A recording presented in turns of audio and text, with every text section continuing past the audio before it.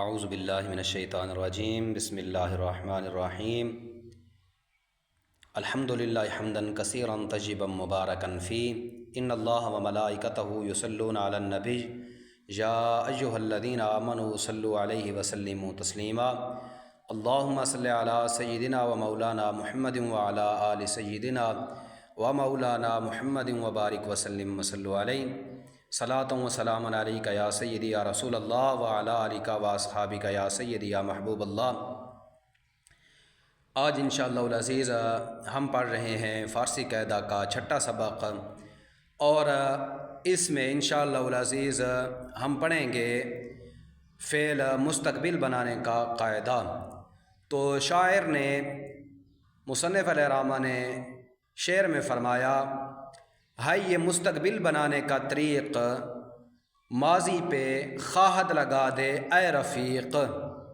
شاعر نے اس شعر میں فعل مستقبل بنانے کا طریقہ بیان فرمایا ہے۔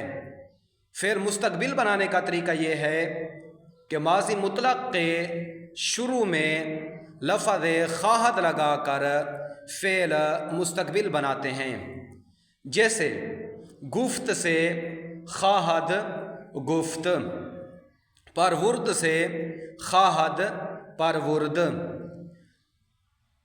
اور آمد سے خواہد آمد۔ یہ ہمارا فعل مستقبل بنانے کا طریقہ ہے۔ ہم پڑھ رہے ہیں فارسی قاعدہ کا 7واں سبق، اور وہ ہمارا 7واں سبق فعل مضارع کے بارے میں ہے۔ مصنف علیہ رحمہ نے فرمایا پر مضارع کا نہیں اے با وفا کوئی مستحکم قیاسی قاعدہ، ہاں پتہ آخر کا ہے یہ یاد رکھ دال ساکن اس کے اول ہو زبر۔ تو شاعر نے اس شعر میں فعل مضارع کے بارے میں بیان فرمایا ہے کہ فعل مضارع کے بنانے کا کوئی پکا قاعدہ نہیں ہے، ہاں اتنا یاد رکھ لینا چاہیے کہ فعل مضارع کے آخر میں دال ساکن اور اس سے پہلے زبر ہوگی۔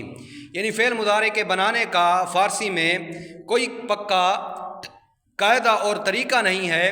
ایک علامت سے ہمیں پتہ لگتا ہے کہ یہ فعل مضارع ہے، اور وہ علامت کون سی ہے؟ وہ علامت یہ ہے کہ فعل مضارع کے صیغہ واحد غیب میں دال ساکن ہوگی، اور دال ساکن سے پہلے والے حرف پر زبر ہوگی، جیسے گو ید، پرورد وغیرہ۔